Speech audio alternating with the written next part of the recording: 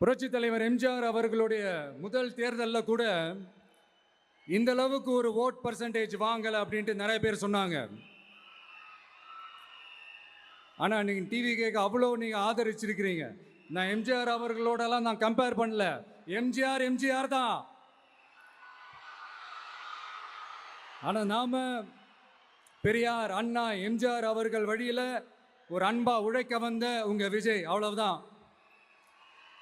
1977 நீங்கள் போடாத ஓட்டை 2026 நீங்கள் போட்டிருக்கிறீங்க. என்ன ஒன்று, இன்னும் கொஞ்சம் அதிகமாக ஆதரிச்சிருந்தீங்கன்னா கொஞ்சம் நல்லா இருந்திருக்கும்.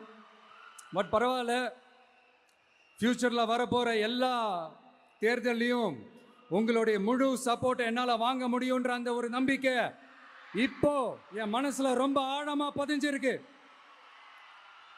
ஏன்னா நீங்கள் அமைச்சு கொடுத்துருக்கிற இந்த ஆட்சியில் எல்லா நன்மைகளையும் நீங்கள் கண்கூடா பார்க்க தான் போறீங்க அப்படின்ற அந்த கான்ஃபிடென்ஸும் இப்போ என் மனசில் ரொம்ப ஆழமாக பதிஞ்சிருக்கு. யார் எந்த நிலைமைக்கு எந்த பொசிஷனில் போனாலும் இந்த கிண்டலும் கேலியுமா பேசுறது இருக்க தானே செய்யும்.